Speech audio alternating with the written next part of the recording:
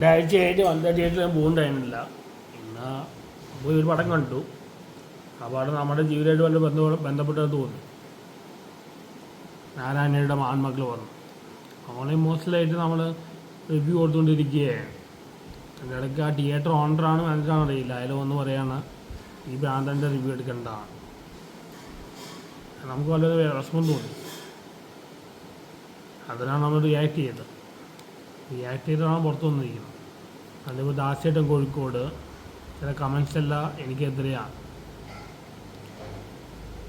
ഞാനല്ല പ്രശ്നം പറയുന്നത്, അങ്ങനെയാണ് എന്നെ ഭ്രാന്തനെ വിളിച്ചത്.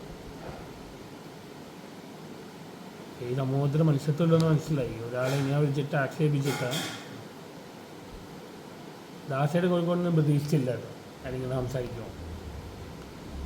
കമൻസ് ആണെങ്കിലും ആ ഓർഡർ പറഞ്ഞ കറക്റ്റാണെങ്കിൽ പറയാം. ഒരാളെ പബ്ലിക്കായിട്ട് ഭ്രാന്തനെ വിളിക്കുക. ഞങ്ങൾക്ക് എന്തിട്ടറിയില്ല. ഈ വിൻഡോൻ്റെ തിയേറ്ററെല്ലാം പണ്ട് ആരും അറിയില്ലാത്ത തിയേറ്ററായിരുന്നു. ഇതിലൂടെയൊക്കെയാണ് ഫേമസ് ആയത്. അതിൻ്റെ അയാൾ ഓരോ സമയത്ത് ഓരോ പോലെയാണ്. ചിലപ്പോൾ പെരരെ അയാളുടെ ടാർഗറ്റ്. പെരരെ ചിലപ്പോൾ കയറ്റും, ചിലപ്പോൾ ഇറക്കി വിടും. ഓരോ സമയത്ത് ഓരോ സ്വഭാവമാണ്.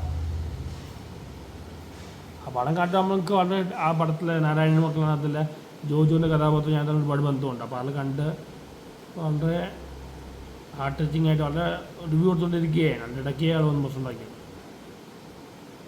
ഈ ഭ്രാന്തൻ്റെ റിവ്യൂ എടുക്കേണ്ടതാണ്. അതിനൊക്കെ ഫീൽ ചെയ്തു. നമുക്ക് വിഷമമാണ് ദേശീയമായിട്ട് കാണിച്ചത്. ഇതിലാട്ടെ ഈ കമൻസും നെഗറ്റീവ് കണ്ടപ്പോൾ എന്തോ പോലെ തോന്നി. ഇങ്ങനെ സംഭവം നടന്നിട്ട് എന്നെ സപ്പോർട്ട് ചെയ്യുന്ന പോലെ അയാളെ സപ്പോർട്ട് ചെയ്യുന്നത്. ഇപ്പോൾ തന്നെ ദാസയുടെ കോഴിക്കോട് വീഡിയോ ഇട്ടിരുന്നു ഇൻസ്റ്റയിൽ. വളരെ നല്ല കാര്യമാണ്. ഞാൻ എല്ലാ പീക്ക് സമയത്തിലായാലും എൻ്റെ ഒപ്പം കുറിക്കാൻ ചെയ്യാൻ വന്നതാണ്. ഈ ലോകത്തിപ്പോൾ നന്മയില്ല. ഒരാൾ ഒരു വിഷമം അനുഭവിക്കുമ്പോൾ അയാളെ സപ്പോർട്ട് ചെയ്യുന്ന പോലെ എന്താണ് ഈ ലോകത്ത് നടക്കുന്നത് മനസ്സിലാവുന്നില്ല. നന്മ അങ്ങനെയൊന്നുമില്ല. തിന്മ ചെയ്യുന്നവരെയാണ് സപ്പോർട്ട് ചെയ്യുന്നത്. നന്മ ചെയ്യുന്നവരെ ആർക്കും വേണ്ട. ഇതുപോലെ ഭ്രാന്തനെ വിളിക്കുന്ന ആൾക്കെല്ലാം വിഷമം തോന്നും. നമ്മൾ റിവ്യൂ കൊടുത്തുകൊണ്ടിരിക്കുക. നമ്മൾ അയാൾക്ക് ഒരു ഡാമേജ് വരുത്തുന്നില്ല. അപ്പോൾ ഞാൻ ചെന്നപ്പോൾ ഒരാൾ പടം കാണുന്നതിന് കയറ്റി കാണിച്ചാണ്. പടം എനിക്ക് ഇഷ്ടപ്പെട്ടു, നല്ല റിവ്യൂ കൊടുത്തുകൊണ്ടിരിക്കുകയെ. എൻ്റെ ഇടയ്ക്കാണ് ഈയിടെ വന്ന് ഈ വർത്തമാനം പറഞ്ഞത്. പക്ഷെ ഞാൻ പറഞ്ഞ മാത്രം വീഡിയോയിൽ വന്നു, അയാൾ പറഞ്ഞ വീഡിയോയിൽ വന്നിട്ടില്ല. അയാളെ തുടങ്ങിയത് ഭ്രാന്തൻ്റെ വീഡിയോ എടുക്കണ്ടാണ്. കമൻസ് ചോദിക്കുമ്പോൾ പലരും പറയുന്നത് അയാൾ പറഞ്ഞത് കറക്റ്റാണ്. ഇതിനകത്ത് എന്തോ പ്രശ്നമുണ്ട്, നന്ദിയൊന്നുമില്ല. എന്തെങ്കിലും ആവട്ടെ.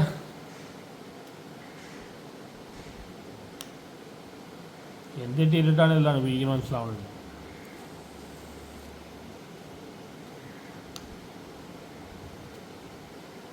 തനിയാകത്തുള്ള ബാലമാസിൻ്റെ അവസ്ഥയായി. കമൻസ് കണ്ടപ്പോൾ ചെയ്യാൻ ദാസേട്ടൻ കോഴിക്കോടിൻ്റെ കമൻറ്റ് കണ്ടപ്പോൾ ചെയ്യാൻ ആൾക്കാർ ഇത്ര മോശമായോ. വലുപ്പം പോലും മനുഷ്യത്വമില്ലല്ലോ. ഒരാൾ എന്നെ വേദനിപ്പിച്ചിട്ട് നന്മയും സംഭവമൊന്നുമില്ല. ഇപ്പം എല്ലാം ഗ്രേ ആണ്. പണ്ടുള്ള സമൂഹം പറയുന്ന ഇങ്ങനെ നന്മയ്ക്ക് വേണ്ടി നിൽക്കുന്നതാണ്. അപ്പോൾ ആൾക്കാർ സപ്പോർട്ട് ചെയ്യുന്ന എതിരാളിയാണ്.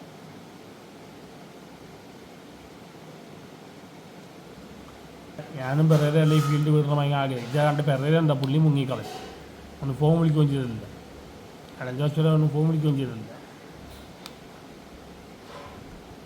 കാലഘട്ടം മാറി, നന്മയൊന്നുമില്ല. എല്ലാവർക്കും അവരവരുടെ കാര്യം.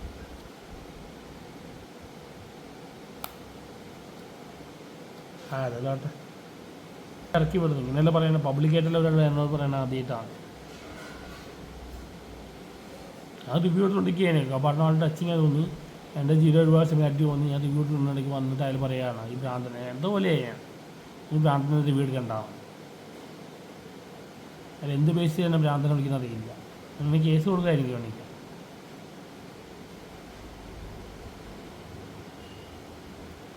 എന്നെക്കാട് വർഷം തോന്നി കമൻസ് കണ്ടപ്പോഴാണ്. കമൻസ് ഇടുന്നത് എന്താണ് ഉടനെ ദാസിയുടെ കോഴിക്കോട് വീഡിയോ ഇട്ടു. ആ ഓണ്ട് ചെയ്യുന്ന നല്ല കാര്യമാണ്. പലരും എൻ്റെയും പലരുടെ പതനം ആഗ്രഹിക്കുന്നുണ്ട്. എന്നാൽ ഷാനിയപ്പോൾ എന്തോ പറഞ്ഞു, എന്നാൽ ഷാദിക മൂവി മീഡിയക്കാരി എന്തോ പറയണ്ടായിരുന്നു ഞങ്ങളെക്കുറിച്ച്. ഞാനല്ല എന്ത് തെറ്റ്, പിറവിന് കോമാത്രം കാണിച്ചിട്ടുണ്ട്. ഞാൻ എന്ത് ചെയ്തിട്ടാണ് ഞാൻ ഉപയോഗിക്കുന്നത് അറിയില്ല. പല കാര്യം സത്യസന്ധമായി തുറന്നു പറഞ്ഞു. വലുതായിട്ട് ചെയ്തിട്ട് ഫാൻസി ഡ്രസ്സാണ് എന്നൊക്കെയാണ് ഈ ഷാനിയപ്പം പറയുന്നത്. അപ്പോൾ സിനിമാ ഫീൽഡിൽ എന്തൊക്കെയാണ് നടക്കുന്നത്? കേമക്കം വിട്ട് പോട്ട് വായിച്ചാൽ അറിയില്ലേ സിനിമാ ഫീൽഡിൽ എന്തൊക്കെ വഴി നടക്കുന്നത്?